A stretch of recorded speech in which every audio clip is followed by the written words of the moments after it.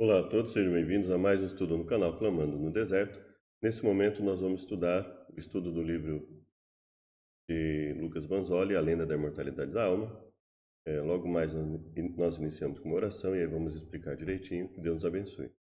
Pai querido, venha nos dar a tua sabedoria, que tudo que fizermos seja para a tua glória. Livra-nos de todos os males. Venha nos auxiliar na compreensão da tua mensagem, em nome de Jesus. Amém. Então, é um livro longo, então nós vamos, no decorrer do tempo, adaptando a comunicação do livro, né? Mas eu acredito que vai ter a necessidade aí de uma quantidade considerável de vídeos, mas eu acredito que vai ser um bom material para nós podermos conversar um pouco mais aí sobre a questão da imortalidade da alma. Então vamos lá. Lucas Manzoli, professor de História, mestre em Teologia, pós-graduado em História, né? Licenciado, tecnólogo em Comunicação. Então, e escreveu, né, acredito que talvez até mais de 5 livros, né? Ele tem o canal dele também, tem falado sobre vários assuntos. E com a autorização dele nós vamos comentar sobre todo o livro. Não necessariamente posso ou não concordar com tudo que ele falar no livro, mas eu acredito que a base, nós cremos na mesma coisa, que a alma não é imortal, não existe esse conceito. E nós vamos aí conversar sobre os temas, né? Então vamos lá. A visão holística faz muito mais sentido que a dualística, a crença na imortalidade da alma. Somente em Cristo temos esperança de obter a imortalidade quando da ressurreição do justo. Ou seja, aqui os comentários deles são de que a visão holística ela é mais coerente com o processo bíblico, dá mais sentido à ressurreição, oferece maior embasamento da justificação pela fé, e aí ele vai falar da questão da graça como resultado a um ser que não é imortal, como o ser humano, a um grupo de seres, né, que não é imortal, os seres humanos. A segunda vinda de Cristo, ela não tem a mesma importância aos crentes dualistas, porque eles acreditam que já estão na vida eterna com Deus. Então, a vinda de Cristo seria só para formalizar aqui a participar novamente do corpo físico, né? A necessidade de uma ressurreição se torna secundária, né, na questão da imortalidade. Todos os povos pagãos possuíam conceitos dualistas. Isso não necessariamente significa que esteja errado, mas a questão aqui que eu acredito que ele quis colocar é que, olha, se biblicamente não existia, por que predominou na crença cristã, em muitas vertentes do judaísmo? Provavelmente porque era uma crença pagã e o judaísmo, entre os judeus, existem vários tipos de crenças, né? Então, existe a questão cabalística, etc. Então, e no cristianismo, obviamente, isso se infiltrou, passou a fazer parte da crença, mas um ponto que eu tenho em mente é que não é o texto que se adapta à crença, é a crença que tem que se adaptar ao texto. Em alguns momentos, quando há uma dificuldade de se entender o texto, eles apelam até, existe até a questão de se apelar para se entender o que realmente estava escrito, como eles pensavam naquela época. E aí talvez se possa se utilizar da reconstrução do texto, ou seja, qual teria sido o texto que levou a tal crença? Que é um procedimento um tanto complicado também, porque, em geral, nós vemos pessoas que adaptam a sua interpretação do texto a uma crença predominante, uma crença corrente, né? É só nós vemos, por exemplo, aí como as pessoas lidam com crenças minoritárias, né? Chamando de seita e heresia.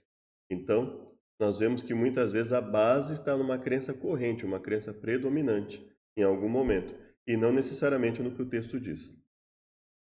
A mortalidade, né, é um antídoto contra espiritismo, doutrinas católicas do purgatório, intercessão dos santos, mormonismo, nova era, religiões orientais.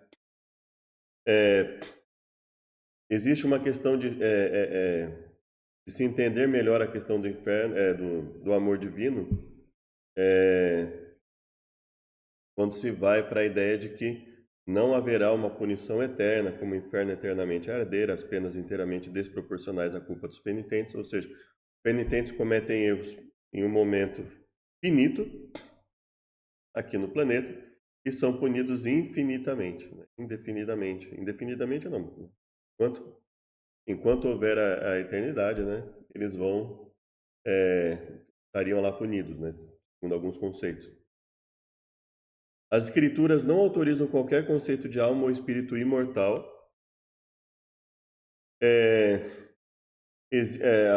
A ideia de que o corpo é o todo geralmente nos traz uma preocupação maior com a saúde, ou seja, nosso corpo como templo do Espírito Santo, conceitos que deveriam valer independente da crença, né? Mesmo que a pessoa creia que existe uma alma e um espírito e um corpo, dicotomia, tricotomia. Se existe um corpo, existe uma necessidade de cuidado desse corpo, assim como existe a necessidade de cuidado de todo o restante, né? Então, a ideia de que o principal é o imaterial, né? E que existiria no ser, ela muitas vezes faz com que as pessoas não se importem tanto com a questão corporal, né? Que é um erro que nós cometemos, né?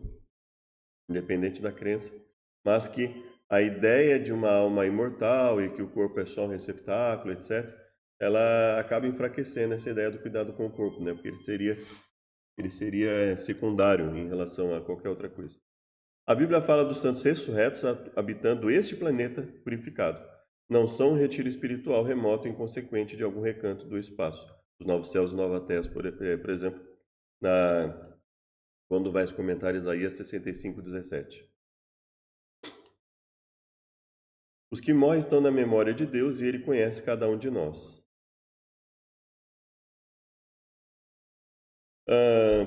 Parabéns, pois, a Ele por essa portentosa pesquisa, com nossas orações de que os que estudarem sejam também abençoados e libertados dos conceitos que nada nos ajudam a ter um entendimento mais real. Então, aqui foram os comentários do Azenilton Gebrito em relação à crença que nós compartilhamos com Lucas Banzoli. E agora nós vamos ter aqui a introdução. Lucas Banzoli comentando: há 12 anos comecei a escrever a primeira versão da Lenda da Imortalidade da Alma, 2010, teria mais ou menos 400 páginas. Depois, ele diz que pensava exatamente como a maioria, quase todos os cristãos pensam, né? Que existe uma alma imortal, que vamos morar no céu após a morte, sofrimentos pecadores no inferno é eterno. Por isso foi com espanto que eu vi pela primeira vez alguém dizendo que não faz sentido uma alma que esteja no céu em espírito tenha que abandonar o céu para vir ressuscitar e depois voltar, né? E que o que está queimando do inferno deva se religar ao corpo para continuar queimando, só que talvez de uma forma mais intensa. E ele percebeu que essa crença na imortalidade da alma, ela faz com que a própria mensagem da ressurreição, muitas vezes em determinadas igrejas, ela quase não apareça, né? Quer dizer, acaba sendo um decurso lógico, né? A pessoa não vê muita necessidade em falar da ressurreição, porque para ela é mais importante falar da vida eterna já no momento que ela está ali, né? E aí, quando ele leu primeiro aos Coríntios, primeira carta de Paulo aos Coríntios, capítulo 15, está escrito: se os mortos não ressuscitam, que dormiram em Cristo já pereceram. Nossa esperança se limitaria apenas a esta presente vida. Seria melhor comer, beber e depois morrer. Agora eu compreendia. O silêncio perturbador quando o assunto é a ressurreição não faz o menor sentido do ponto de vista imortalista, como é diametralmente oposta à questão. E é interessante que quando Paulo fala isso, né?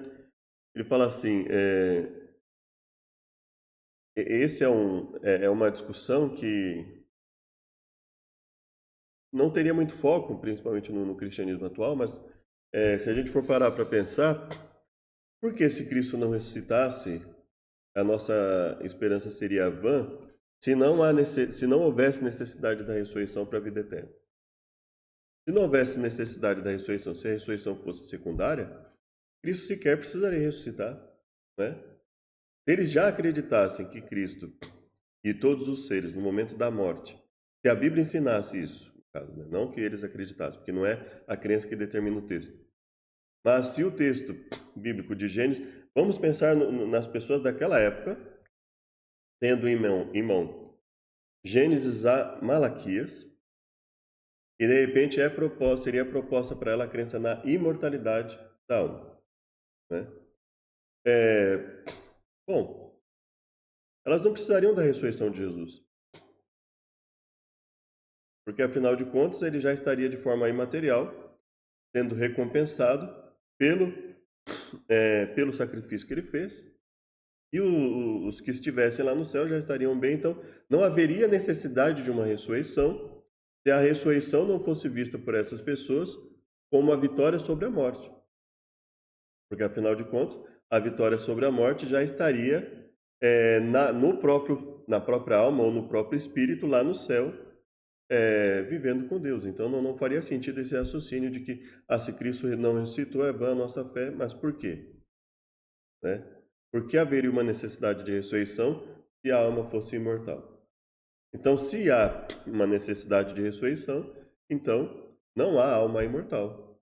Não há porquê. E mais ainda, quando ele, em outro ponto nas Escrituras, ele diz que, ele fala da questão de,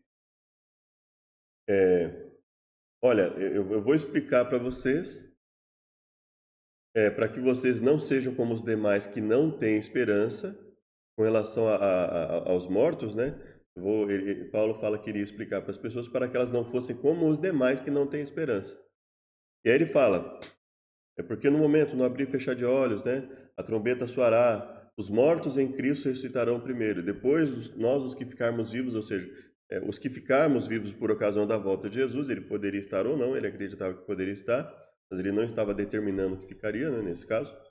E ele fala, depois que ficarmos vivos, seremos juntamente com eles arrebatados, para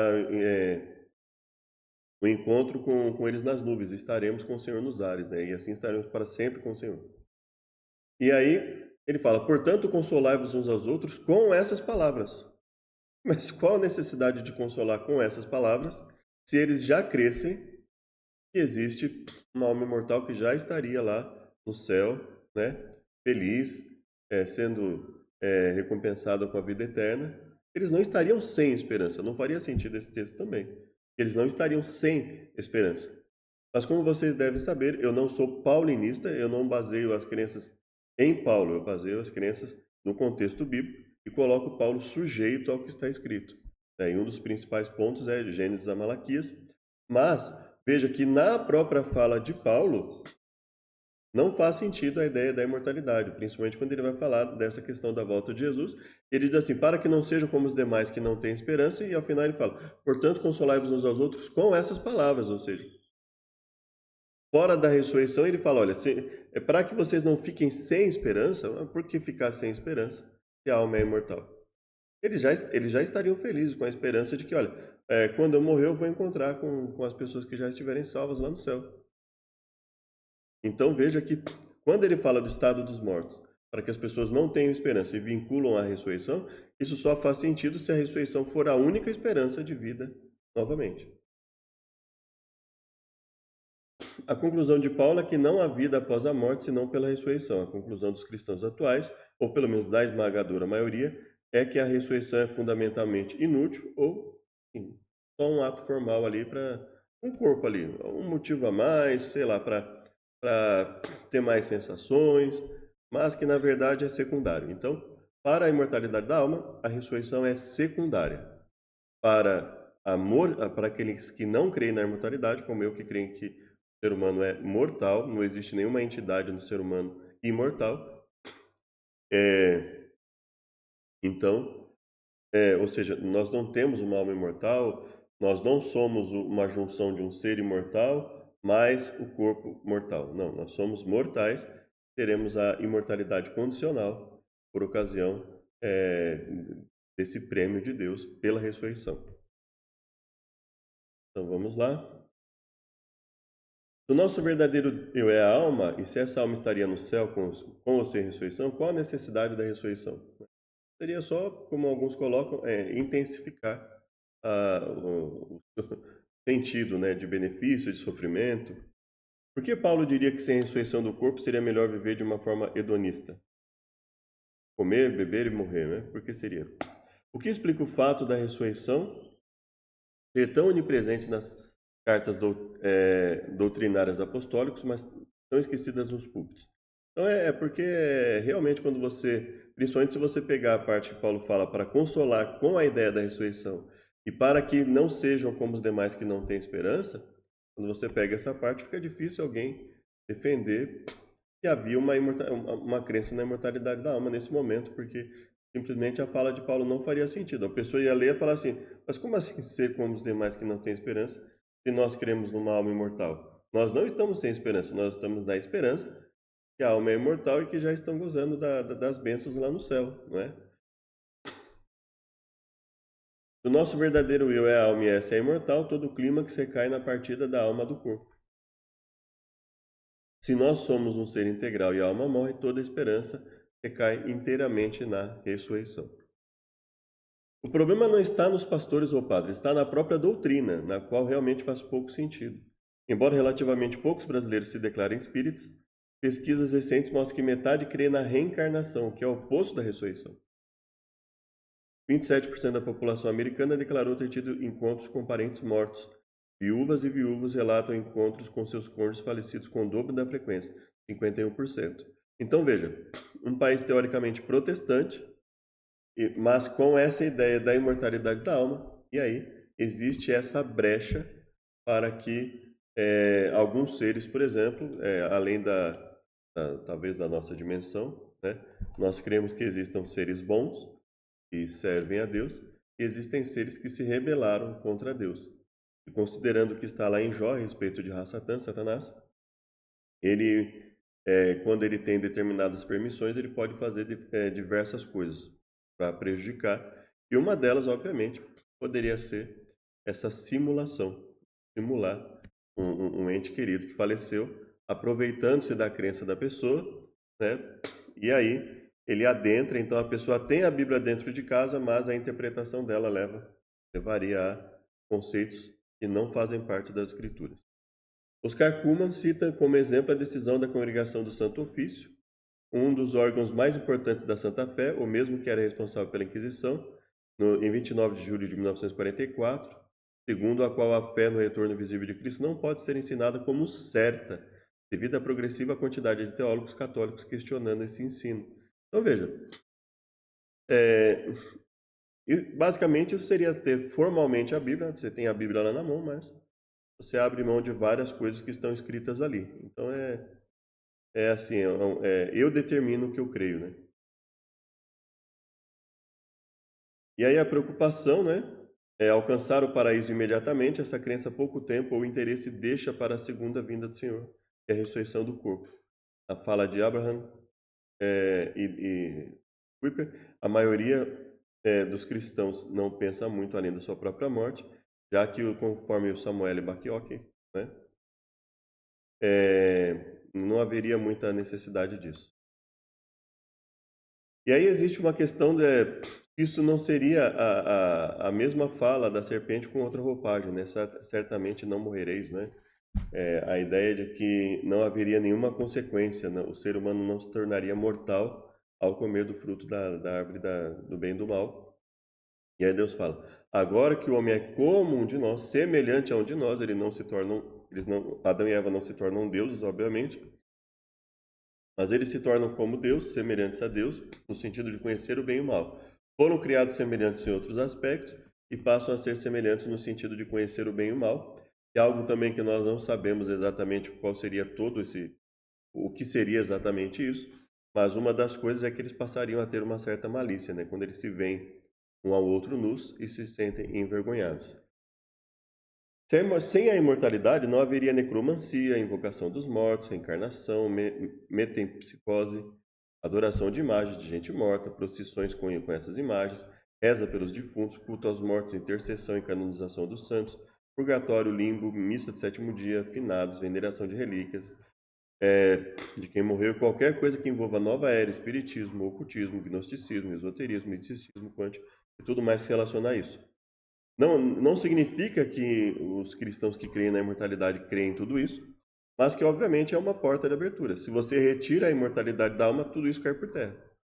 Se você coloca a imortalidade da alma, passa a haver espaço para esse tipo de crença e de debate, né?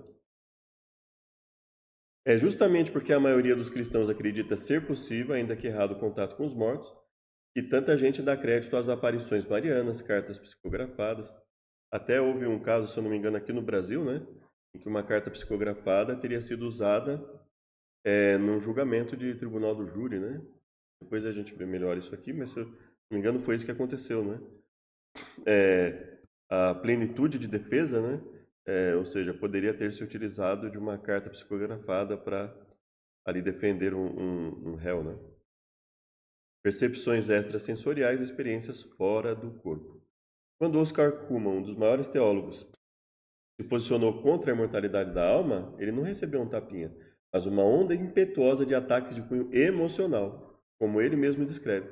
Só atacado em considerações muito gerais de natureza filosófica, psicológica e principalmente sentimental. Ou seja, as pessoas estão com isso tão enraizado que quando alguém se posiciona contrário a isso, muitas vezes os ataques são de cunho filosófico. Então, assim, não, filosoficamente nós chegamos a essa conclusão.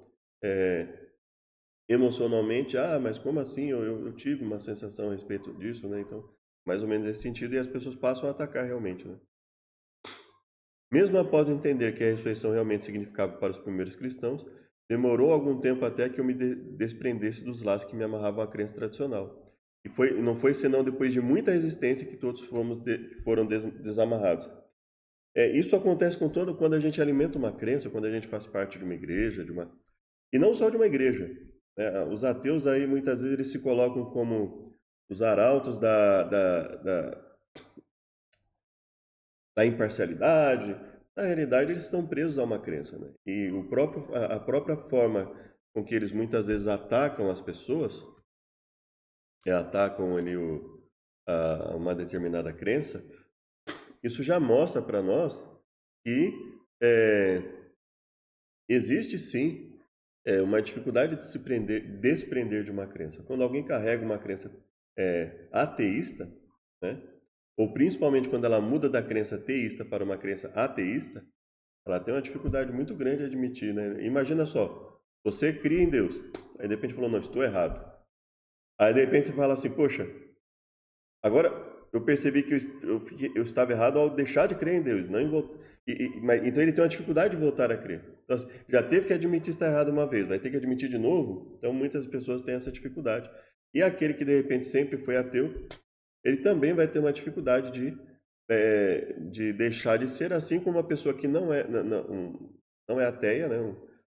Então ela vai ter dificuldade de se tornar um ateu, dependendo do compromisso que ela tiver com as escrituras, principalmente, ou com a crença em Deus. A grande questão é que para você ser ateu, basicamente, é só você viver pelos instintos, né? Então é só deixar o instinto falar mais alto, deixar de crer em qualquer aspecto nesse sentido, e aí a moral passa a ser uma coisa que a sociedade vai decidir, e a sociedade decide como ela quer, muitas vezes se livrando de toda e qualquer amarra, né? Então, é interessante às vezes quando a gente conversa com pessoas que têm determinadas crenças, a gente percebe o resultado disso, né? O resultado de você conversar com uma pessoa que crê na necessidade de ter um código moral, um código ético, a forma como ela conversa, a forma como ela se porta, e muitas vezes as pessoas que deixam não tem código ético algum, o código ético sou eu que faço, eu determino. Então as pessoas falam determinados absurdos aí na internet, como, pelo meu padrão moral, uma pessoa fazer determinada coisa com uma criança é correto e tal. Então assim, a gente vê determinadas aberrações, né? Então, a gente vê de tudo isso a dificuldade realmente de você deixar uma crença e ir para uma outra crença, né? Então, os imortalistas serem imortalistas, assim como de repente um mortalista se tornar imortalista, é uma dificuldade. E o que nós estamos abordando aqui é qual teria uma base bíblica sólida, né? Ao todo, descobri 300 ocorrências bíblicas que falam da morte da alma nos originais, as quais são aqui listadas e estudadas uma a uma, além de 181 versículos do aniquilacionismo final dos ímpios e de centenas de outros textos que indicam a inconsciência entre a morte e a ressurreição. 300 ocorrências da morte da alma dos originais, 181 versículos do aniquilacionismo final dos ímpios. Eu até mesmo incluí um capítulo sobre a perspectiva científica, que foi ainda mais trabalhoso por fugir à minha formação. Mas o resultado não poderia ser mais gratificante. Então, veja, ele buscou várias formas de explicar aqui, tanto que o livro tem 1899 páginas, e nós estamos aqui buscando trechos, para que você tenha não só acesso ao conteúdo do livro de forma resumida, e se você quiser tem gratuitamente na internet, como também a gente poder conversar um pouco sobre a lógica que foi desenvolvida aqui e as passagens que ele vai citar no decorrer do livro. Sei que não é fácil deixar de crer em algo que você aprendeu a vida inteira como sendo certo. Não foi fácil para mim também. Acho que todos nós, para todos nós, abandonar uma crença arraigada por anos, por décadas, não é fácil. Não quer dizer que... Agora, isso não justifica o fato de, uma vez tendo aprendido algo, tendo verificado que algo está errado, a gente continuar no erro, Eu acredito que não teria uma justificativa válida para isso. Então, não é fácil, mas também não é impossível, Então, por isso que ele está colocando. Eu sei que não é fácil, sei que de repente é um processo que nós vamos ter que passar, que você vai ter que passar, por aí afora. Bom, então nós temos aqui capítulo 1. Certamente não morrereis. No livro de Gênesis, existia uma árvore da vida no jardim do Éden. Indicativo evidente que a imortalidade estava condicionada a comer desse fruto. Ou seja, a Bíblia apresenta a imortalidade condicionada a comer do fruto da árvore da vida. Então você vai lá para o Gênesis, a imortalidade está condicionada a comer do fruto da árvore da vida. Ponto. Então disse o Senhor Deus: agora o homem se tornou como um de nós, conhecendo o bem e o mal. Não se deve, pois, permitir que ele também tome do fruto da árvore da vida e coma, e viva para sempre. Por isso o Senhor Deus mandou embora do jardim do Éden para cultivar o solo do qual fora tirado. Então veja, o homem tem a imortalidade antes do pecado, o ser humano, homem e mulher.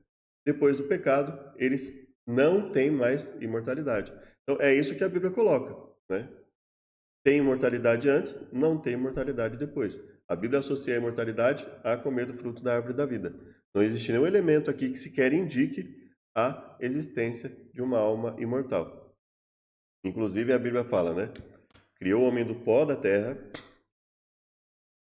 e soprou nele o fôlego de vida. Então Deus pega os elementos necessários no próprio planeta, junto com a água. Deus pega os próprios elementos que estão na terra, forma o ser humano, E aí desenvolve lá todos, pele, órgãos, ossos, músculos, etc, Desenvolve o sangue e quando o homem está prontinho com tudo que é necessário, ele vai lá e sopra nele o fôlego da vida. E aí a Bíblia fala, o homem se torna alma vivente, ser vivente a partir desse momento, No momento em que Deus concede ao homem essa condição, Ele cria o ser humano, cria o homem e a mulher e sopra fôlego de vida. E aí eles passam a ser alma vivente, passam a ser seres viventes, se tornam seres viventes no momento da junção. Corpo, pó da terra no sentido de corpo, ou seja, pega os elementos, forma... Ainda que pegasse o barro também e transformasse em pele, em corpo, etc., não haveria problema algum, Deus está além de tudo isso. Ele tem um ser que cria toda a complexidade que nós encontramos, não haveria problema algum com ele fazer isso. Mas ele cria lá o corpo, mesmo com a intenção de pó da terra, significando os elementos que estão na terra, juntos, obviamente, com a água, E aí ele cria o ser humano. E aí no momento que ele cria lá, o ser humano se torna um ser vivente na junção do corpo com o fôlego de vida. É isso. E aí ele concede ao ser humano comer da árvore da vida para ser imortal. Então, enquanto o ser humano, o homem e mulher, comesse da árvore da vida, ele teria a taxa de envelhecimento igual a zero, não haveria degradação celular, seria basicamente invulnerável, Nós entendemos que a vida eterna também, eu entendo que inclui também a invulnerabilidade, ou seja, é invulnerável, não poderia ser atingido por nada, então ele teria até uma composição física muito mais forte, né? Algo assim que nós não sabemos exatamente como seria, mas que ele seria invulnerável, que ele, né, não poderia ser machucado, não poderia, né? Enquanto comesse da árvore da vida, ele teria ali uma resistência tremenda, né? Nenhum ser aqui no planeta, nada poderia atingir isso, e ele seria imortal. E é assim, mesmo assim, para os imortalistas, Deus já havia criado o homem com uma natureza imortal. Significa que tanto faz como tanto fez que o homem comesse ou não da árvore da vida. Ou seja, para os imortalistas, assim, o comer da árvore da vida era só para manter o corpo físico, mas a alma já seria imortal, de qualquer forma, né? Então seria só assim, a punição seria só deixar o corpo físico, né?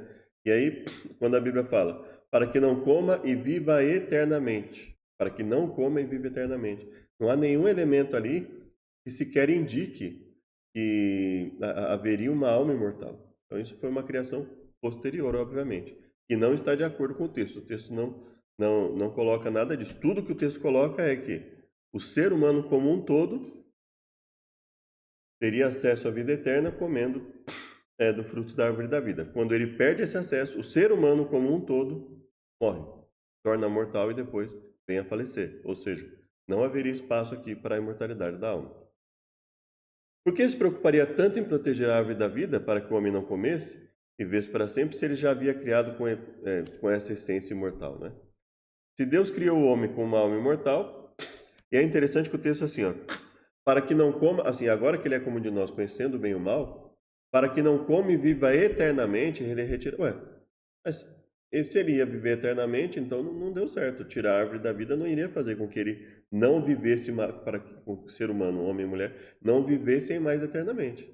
Ué. E se quem adquiriu o conhecimento do bem e do mal não foi o corpo é só um receptáculo, se foi a alma, então a alma continuaria com aquele conhecimento do bem e do mal, né? Ao sair do corpo. Ir lá para o céu, por exemplo, ela sairia do corpo, iria para o céu com aquele conhecimento. Então, quer dizer, a fala de Deus perde sentido, que ele fala, para que não coma e viva eternamente, né? Então, ou seja, não era para viver eternamente depois daquela transgressão, né? Se Deus criou o homem com uma alma imortal, criar uma árvore da vida que concedesse a imortalidade a quem dela comesse seria abusar da falta de inteligência dos seres, né? Diante disso, é evidente que Deus não colocaria tal árvore à disposição caso já tivesse implantado uma alma eterna. Da mesma forma que o homem não era conhecedor do bem e do mal até comer da árvore do conhecimento. Ele não era imortal antes de comer da árvore da vida. Então, assim como nós não entendemos que não, a árvore do conhecimento do bem e do mal era só figurativa, era só para o corpo. Na verdade, a alma já tinha esse conhecimento, né?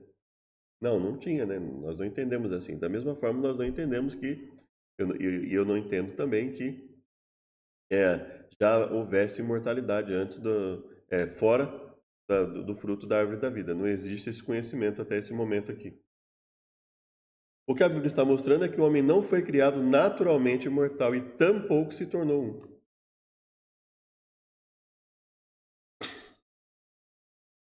No dia em que dela comer, certamente morrerá. Se a consequência do pecado era a morte, é de se presumir que não havia nada no homem que lhe assegurasse uma vida imortal. E quando Deus fala morrerá, né, o que eu entendo, por exemplo, ali é que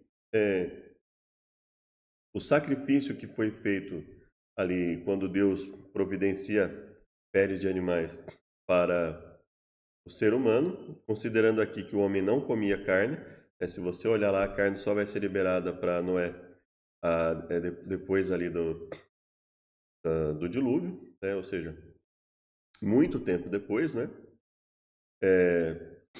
Beirando ali, dependendo da contagem, beirando ali 2 milênios, ou talvez até um pouco mais, dependendo da forma de contagem, e o ser humano não comia. Então, por que aquele animal foi sacrificado para conceder pele? Então, quando você pega sacrifício de animal, logo depois, Caim e Abel começam a oferecer sacrifício de animais. E Caim cumpre o acordo, né? Que é o mesmo processo de Israel, oferecendo animais para o perdão dos pecados. Então, o que nós entendemos aí? Nós entendemos que houve um acordo entre Deus e o ser humano, que foi a proposta do plano da salvação, e nessa proposta o animal seria o símbolo da morte imediata devido ao pecado, e na crença cristã seria o símbolo também do Cristo que viria, do Messias que viria morrer pela humanidade para a libertação do pecado. E nesse procedimento, né, nesse momento, o ser humano que poderia sim ter morrido naquele momento, para o ser humano que seria punido dessa forma, Deus oferece esse plano. Olha, ao invés de você morrer de imediato e acabar tudo, então você vai ter a oportunidade. Então, ou seja, o plano, por motivos que estão além da nossa compreensão, né, foi necessário que fosse estabelecido esse modelo de plano da redenção. E que se chegasse até agora, né, nós temos ainda que nascer nesse mundo de pecado até que se possa encerrar com isso. Então isso está além da nossa compreensão. Por que teve que ser assim? Mas nós entendemos que o fato é esse. Foi assim que Deus estabeleceu, né? Então, o ser humano, Deus permite que ele continue vivendo, mas o priva da imortalidade. Então fala, olha, você não vai morrer de imediato, mas você vai morrer a partir de agora, né? Então, a imortalidade estava condicionada à obediência a Deus, e não há nada indicando que a morte imposta por sua desobediência afetou só uma parte de sua natureza, ou algo menos que a eliminação total. Tanto que quando se retira a árvore da vida, Adão e Eva passam a ter ali, o ser humano passa a ter ali é mais ou menos quando você tira a bateria de um notebook, né? Você tem um tempo de autonomia. Então, qual seria o tempo de autonomia de Adão e Eva depois de deixar de comer o fruto da árvore da vida? Então, eles teriam ali uma autonomia de beirando a um milênio, né? E Adão vive 930, nós não sabemos quanto tempo a Eva viveu, mas considerando que o que mais viveu ali viveu 969 anos, então, mas nós vemos ali que até um determinado momento eles tinham um padrão de vida ali, um padrão de autonomia sem árvore da vida, quer dizer, o corpo foi criado com uma autonomia sem árvore da vida consideravelmente longo, né? Beirando ao milênio aí. Então, Deus priva o ser humano da imortalidade, né? Mas, ou seja, ele ameniza a punição. Então, a punição, eu entendo ali que existem duas possibilidades ali, vamos pensar assim, morrer no sentido no dia em que dela comer se tornará mortal. E outra que morreria mesmo, que deixaria de existir. Então eu creio que realmente eles deixariam de existir. E aí Deus atenua, diminui essa pena. Então, ou seja, vocês não vão ser eliminados de agora, mas vocês se tornarão mortais a partir de agora. Então isso teria sido isso que é o que a Bíblia revela, né? Que eu entendo que a Bíblia revela. Aí a serpente diz, certamente não morrerão. Ele fala, os seus olhos se abrirão e serão como Deus, conhecedores do bem e do mal. Mas se a árvore se chamava árvore do bem e do mal, e se Deus diz para não comer da árvore do bem e do mal, então eles já sabiam disso. O que Satanás estava querendo dizer é o seguinte, não, Deus só está com medo. Ou seja, como se ele estivesse dizendo assim, esse conhecimento vai habilitar vocês a não morrerem, né? Deus, é como se ele estivesse dizendo que Deus não poderia destruí-los caso eles comessem do fruto, né? E aí, por que Deus teria criado eles e feito isso, né? E aí ficaria essa questão, né? Deus havia previsto a morte como punição, mas Satanás se esforçou em convencer do contrário, que o homem é naturalmente imortal, ou que basicamente seria isso, porque veja, o conhecimento do bem e do mal, ou ele estaria dizendo que o conhecimento do bem e do mal possibilitaria a imortalidade do ser humano, ou ele também estava dizendo que, olha, vocês já são imortais, né? De qualquer forma, obviamente, existe um engano aqui, de que o conhecimento da árvore possibilitaria para eles a imortalidade, ou que eles já teriam imortalidade, e isso possibilitaria um conhecimento maior ainda, e que Deus não poderia, teoricamente, fazer nada com eles, né? Imortalistas argumentam que o que Deus havia garantido se o homem comesse do fruto não era uma morte real, mas meramente espiritual. Isso porque Deus havia dito, no dia que dela comer, certamente morrerás. Por isso que eu entendo ali que, sim, ele morreria fisicamente, não tem nada a ver com morte espiritual, não tem nada no texto indicando morte espiritual, né? e que Adão e Eva não morreram porque o plano da redenção foi iniciado no momento em que o animal foi morto, e Deus usou a sua pele para fazer roupas para Adão e Eva. É assim que faz muito mais sentido, porque logo depois Caim e Abel são relatados oferecendo sacrifício de animais. E se Caim e Abel ofereceram sacrifício de animais, presume-se, obviamente, que os pais também ofereceram. Então, o sacrifício de animais começou com Adão e Eva, né? E se o sacrifício de animais era para oferta pelo pecado, para perdão dos pecados, né? Então, obviamente, foi aí que foi oferecido o plano da salvação. Então, por que eles não morreram? Porque o sacrifício de animal começa nesse momento para que eles pudessem ser perdoados. Então, o perdão significa Deus permitir que a pessoa se mantivesse viva, que ela não fosse destruída de imediato, no caso da transgressão. Até que teriam morrido de mentirinha, né? É basicamente isso, morrer espiritualmente seria morrer de mentirinha, né? O problema com essa interpretação é que ela ignora o que diz o hebraico e desloca a ênfase do texto. Deus disse isso a seres que ainda eram imunes à morte, já que não haviam desobedecido ainda. A partir do momento que a desobediência, que a obediência é quebrada, essa imunidade se vai, tornando o casal tão suscetível à morte quanto qualquer um de nós. Em outras palavras, quando Deus diz que no dia morreriam, o sentido não é que eles morreriam necessariamente naquele mesmo dia, mas a partir daquele dia se tornariam mortais. Ou seja, que o processo de morte teria início. Nesse ponto, eu entendo que é uma opção de se tornar mortais, ou seja, no dia em que comer se tornarão mortais, como eu disse anteriormente, mas eu não acredito que tenha sido essa a fala de Deus. Acredito que Deus tenha colocado que no dia em que comer certamente morrerão, ou seja, no dia em que comer vocês serão destruídos. No momento que eles pecam, e Deus faz peles para aqueles, ou seja, faz vestes de peles de animal, ou seja, ele sacrifica animal para isso. E logo depois a Bíblia fala de sacrifício de animais como oferecimento de oferta, e nós sabemos que oferta seria uma questão de oferta pelo pecado. Então acredito que sim, eles morreriam naquele dia, sim, se eles não aceitassem o plano da redenção. Então o que fica implícito quando Deus veste a eles com pele de animais é que eles aceitam o plano da redenção oferecido por Deus e por isso eles não morrem no mesmo momento. Deus atenua, diminui a pena de extinção imediata para apenas se tornarem mortais. Então, assim, vocês não vão morrer agora, mas vocês vão se tornar mortais. Em determinado momento da vida, vocês vão acabar morrendo, né? Mas o plano da redenção, ele não apenas teria evitado, ele não apenas é um oferecimento de uma vida eterna posterior, mas ele teria livrado o ser humano de ter sido destruído naquele momento. A ênfase não está em quando a ação é concluída, mas em quando o processo é iniciado.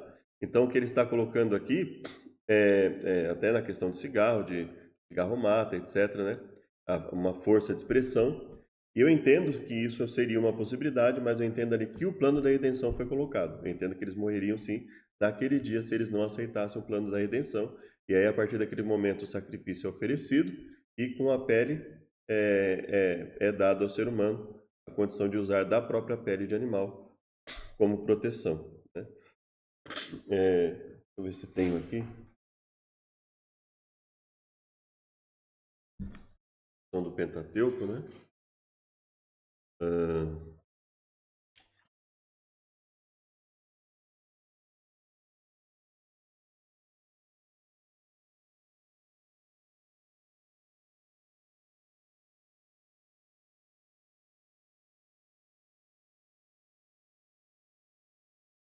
Capítulo 3, verso 9, na revista atualizada, né?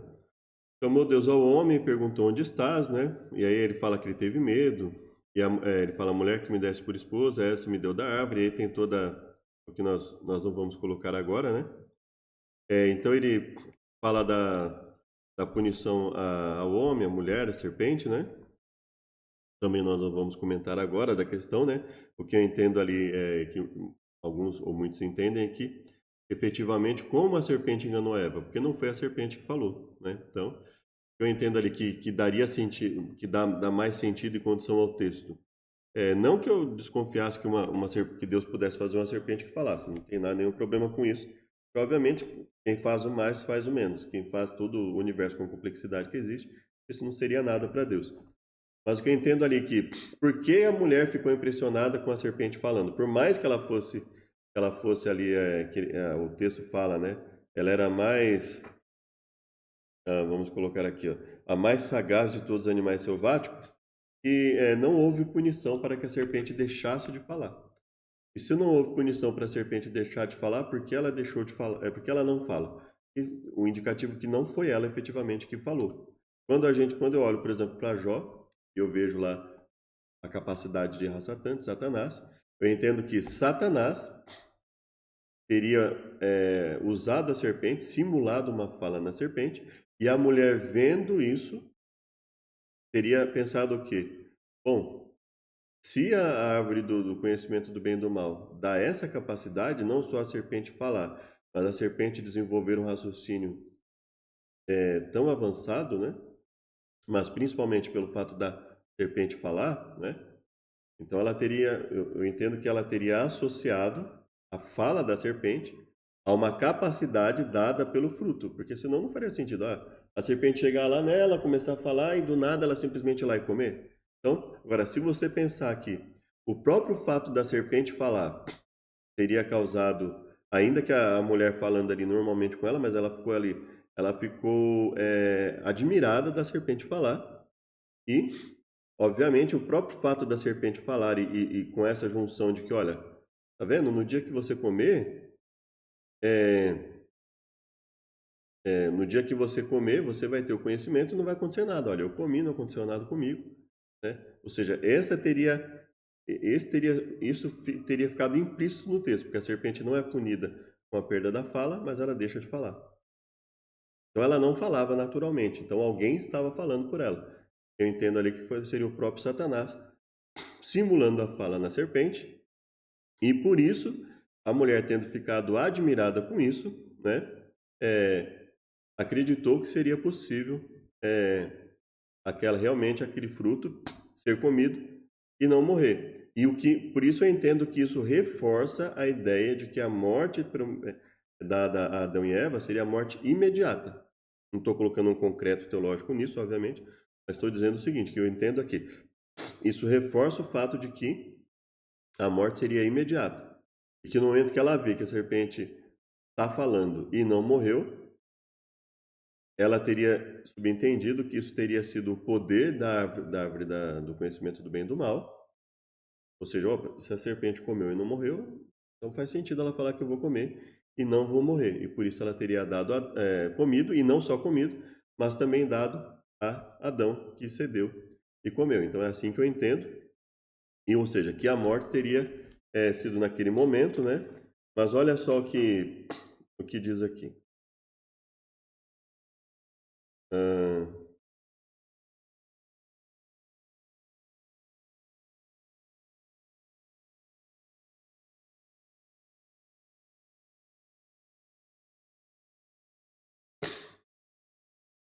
Capítulo 3, verso 23, né? Lançou do jardim do Éden, da terra que fora tomado, né? E expulso o homem, colocou querubins ao oriente do jardim, refugido da espada que revolvia, né? Não era isso que eu queria, mas depois eu vou, né?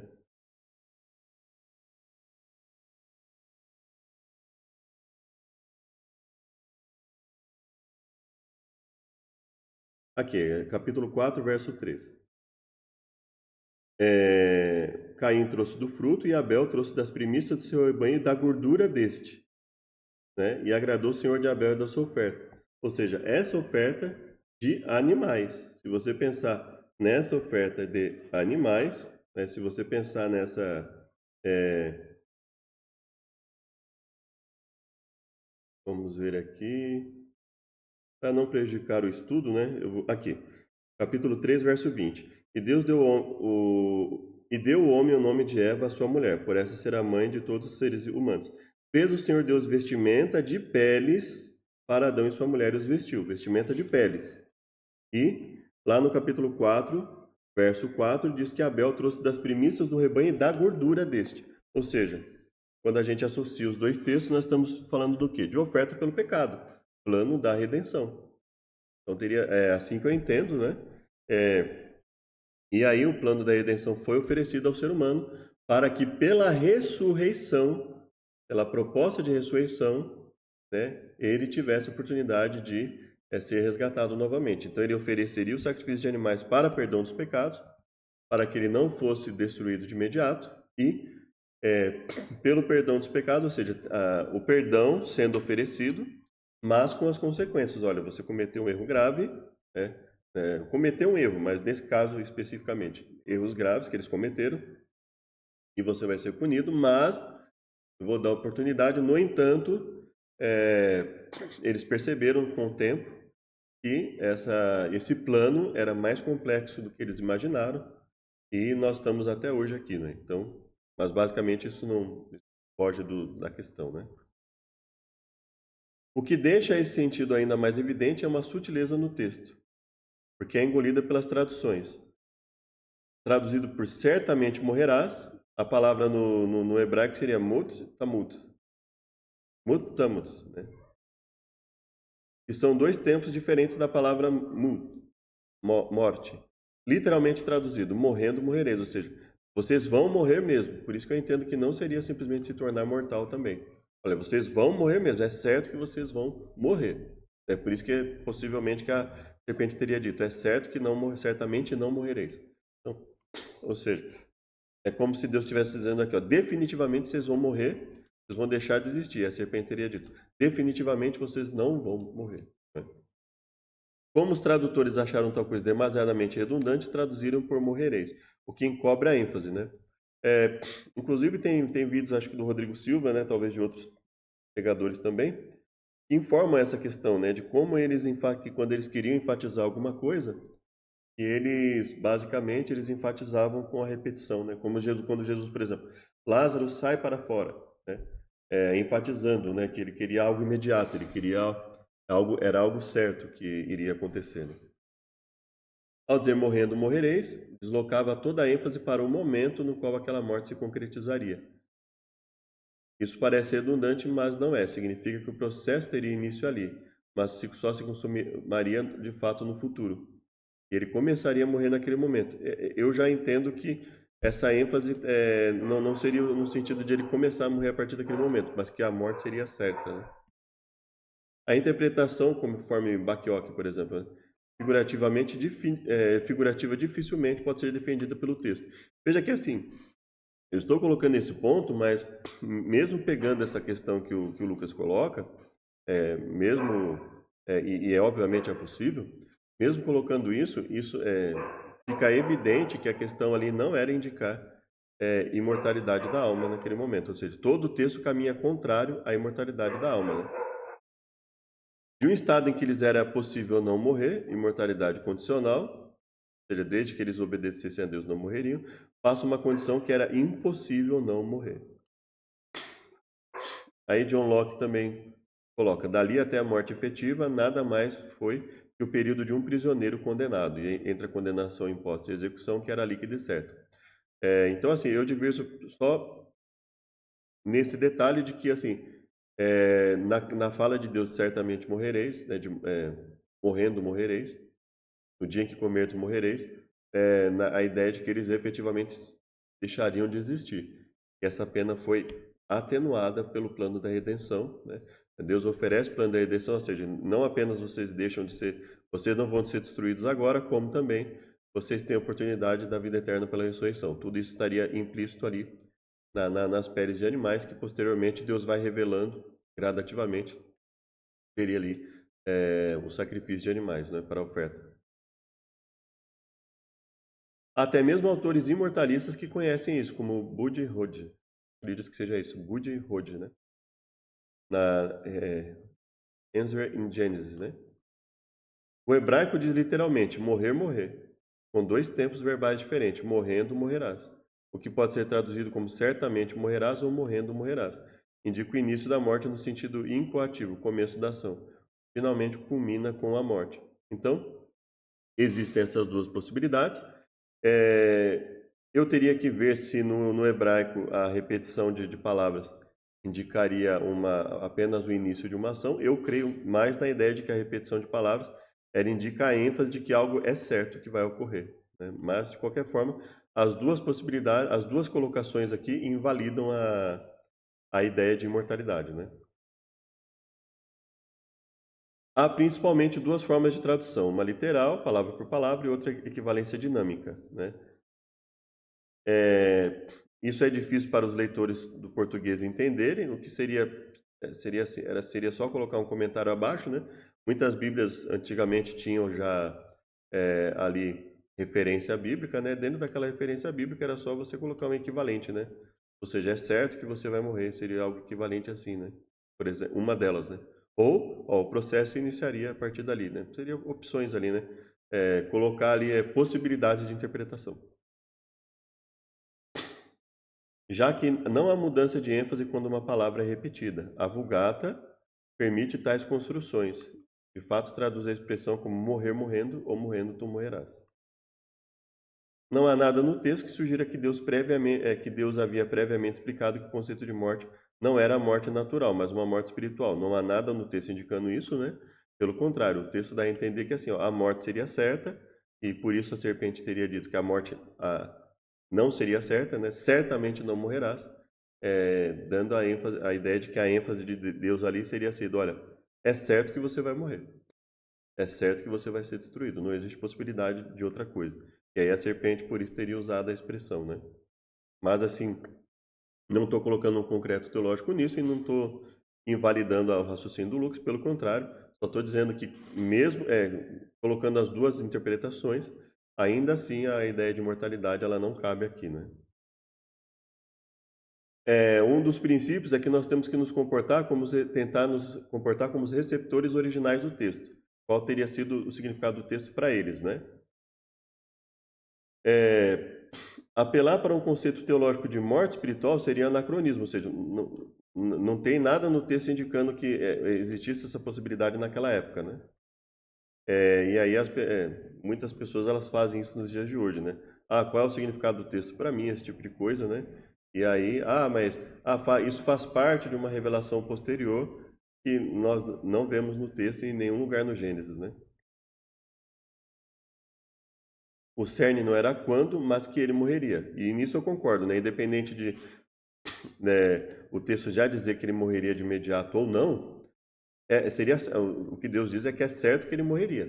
Fosse naquele momento, e isso teria sido atenuado pelo plano da redenção, fosse pela mortalidade, ou seja, olha, você se torna mortal a partir de agora, mas eu te ofereço o sacrifício de animais como oferta pelo pecado para que você tenha oportunidade de ressurreição, né?